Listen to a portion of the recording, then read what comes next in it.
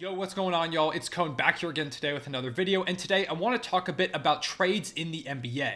This is one of my favorite aspects of the association. I love when we see a rebuilding team bring in a new star, dealing some of their young assets to try and get them back to playoff contention. When we see a championship caliber team that just needs that one more piece and eventually go on a championship run. I love it when we see teams form new star duos, bringing in multiple pieces from different locations to put together a new pairing that we've never seen before, and is really, really exciting.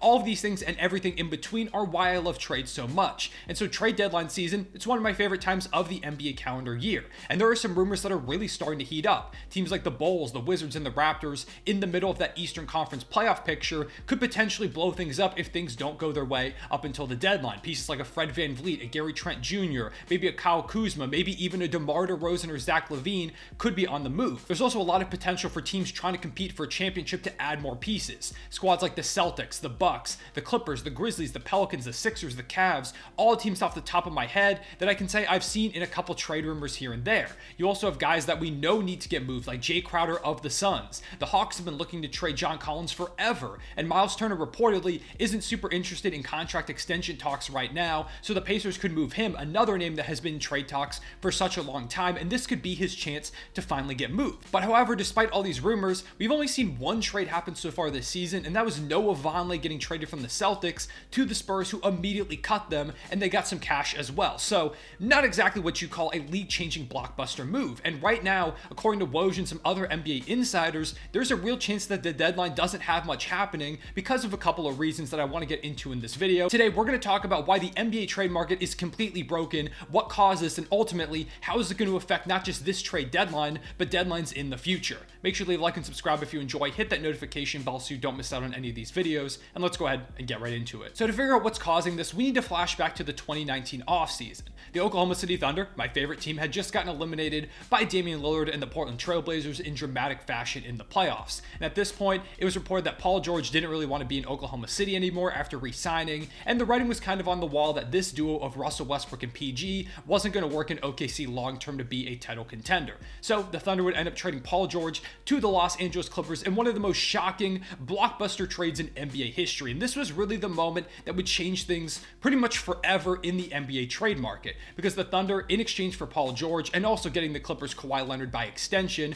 received Gilgeous-Alexander, Danilo Gallinari, 5 first-round picks, and 2 pick swaps. It was a record-setting trade. We had never seen this much draft capital move in a deal before. We had seen a lot of it move before in, say, like the Boston Celtics Brooklyn Nets deal that saw Kevin Garnett and Paul Pierce team up in Brooklyn with Darren Williams, but that trade only involved 3 picks and 1 pick swap. So this Thunder Clippers trade had 2 more picks, an extra swap, as well as Shai Gilgeous-Alexander, a young budding star that is now a 30-point-per-game scoring superstar. So it was a massive deal, and it really shifted things dramatically. We saw the effects basically right away, because in that same offseason, the Thunder also dealt Russell Westbrook, and in return, OKC got Chris Paul, 2 first-round picks, and 2 pick swaps. Another example of one of the larger draft pick hauls in an NBA trade in history up to that point. Now, looking back, that's really not that much. However, as we continue to look beyond that trade, the effects continue to snowball up until where we are today. In the following offseason, the Milwaukee Bucks traded for Jrue Holiday, a piece that would eventually help them get over the hump and win a championship. However, they had to give up a lot to get him, giving up 3 first-round picks and 2 pick swaps. This is basically the same draft compensation that the Pelicans got for Anthony Davis. Jrue Holiday and Anthony Davis aren't exactly the same caliber of player. Now, the Pelicans did also get young pieces like Lonzo Ball and Brandon Ingram in that Lakers trade, so the trades aren't exactly made equal, but you can quickly see how much the draft pick situation had changed from that Anthony Davis trade, which came like a month or so prior to the PG trade, to now Jrue Holiday being dealt for basically the same draft compensation. And we had the James Harden trade, which saw Houston give up their superstar player to Brooklyn to begin their rebuild, getting back 3 first-round picks and 4 first-round pick swaps, which tied the total number of picks and swaps that the Thunder got for Paul George, once again establishing that to get a superstar caliber player, you've got to give up a ton. And the Brooklyn Nets also, while these players didn't end up in Houston itself, had to give up Jared Allen, who ended up in Cleveland, and Karis LeVert, who got dealt from Houston to Indiana for them to get Victor Oladipo. So they had to give up multiple young assets, 7 total picks and swaps to bring in James Harden. And in the end, it was a failure because Harden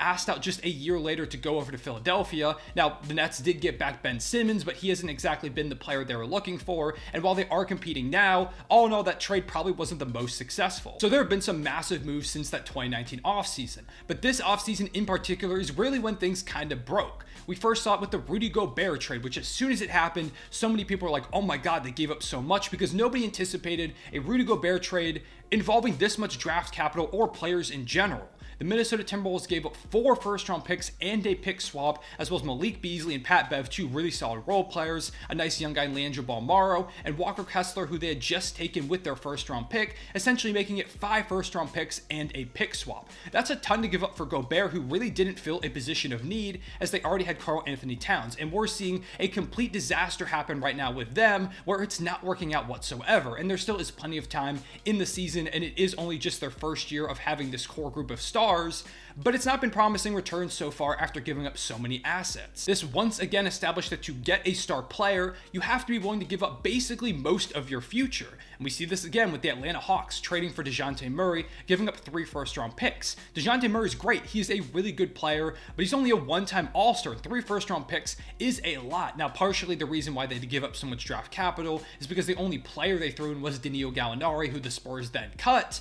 But even still, 3 first-round picks is the number of picks that the Celtics got back for Paul Pierce and Kevin Garnett years ago. So that once again establishes just how much the market has shifted. Then we have the Donovan Mitchell trade, which was another massive deal that happened in this offseason as the Jazz continue to really tear down their old roster. And for that trade, Donovan Mitchell was dealt to Cleveland for young assets in Lauri Markkanen, Ochai Agbaji, and Colin Sexton, as well as 3 first-round picks and 2 pick swaps. Once again, one of the biggest hauls in NBA history. And these 3 deals, alongside the other ones that they snowballed on top of, have established that basically you've got to give up almost everything to get a star, all-star, or even superstar caliber player. Now, flashing back to today, we see a market where there are multiple stars potentially available, or at least in trade rumors, but teams are asking for so much. There are reports that teams right now are asking for more than ever and overvaluing their assets, which makes sense. If you're the Chicago Bulls and say, hey, we want to go ahead and rebuild, we're going to trade DeMar DeRozan. You just saw DeJounte Murray, a one-time All-Star, get dealt for 3 first-round picks. You have DeMar DeRozan, who's a many-time All-Star. He was All-NBA last season. Looks like an All-Star potentially again this year. One of the best clutch players in the league, a monster offensively.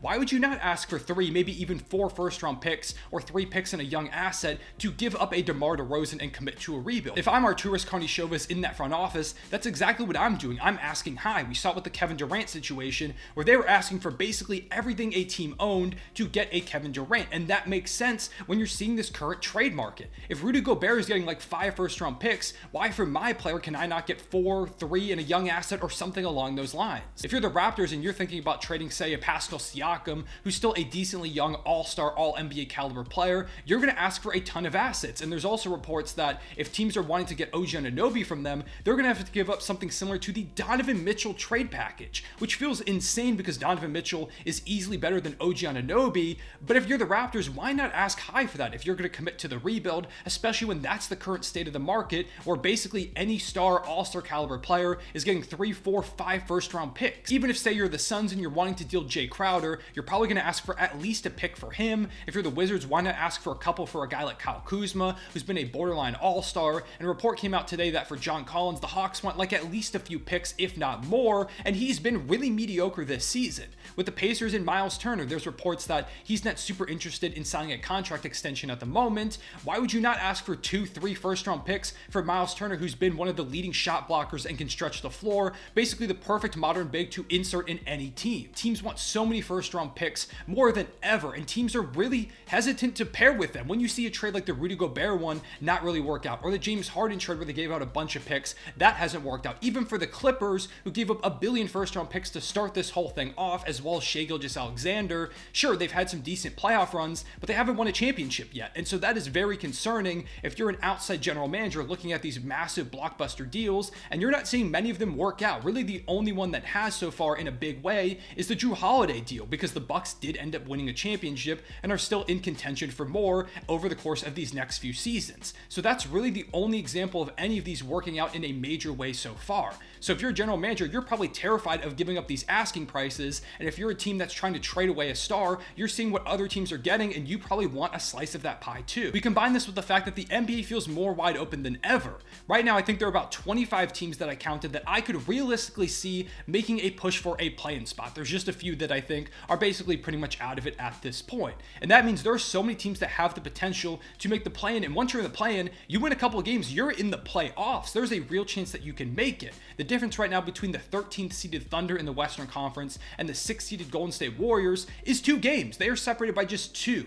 If the Warriors lose their next 2 and the Thunder win their next 2, they rise a lot up the standing. So there hasn't really been a separation in who should buy and who should sell. If I'm a general manager and I'm hanging right around the play-in tournament, if I'm say like 5-6 games away from a 6-seeded or 7-seeded team, sure, I might be willing to sell at this point. But if I'm just 2 or 3 games back, I can look at my roster and say, hey, why don't we buy something? I already like our chances and what we've got building here. Why not go ahead and add on another solid piece to build this thing up and maybe make a playoff push? Then if you're one of the contenders, you typically look at these rebuilding squads and say, hey, what pieces can we bring in from them that they don't really want anymore as they try to tank for a draft pick that we can then use to help us compete for a championship? But if there aren't many teams that are looking to really fall out of the play-in tournament and are instead looking to buy, there aren't nearly as many destinations that you can acquire these assets from. So it's kind of this stalemate between the trade market being absolutely absurd now with draft picks. You've got teams basically all over the place that are saying, hey, we kind of have a shot to make this playoff push, why don't we just hang out for now? And that has basically completely stunted any and all trades. So basically the trade market is in complete disarray.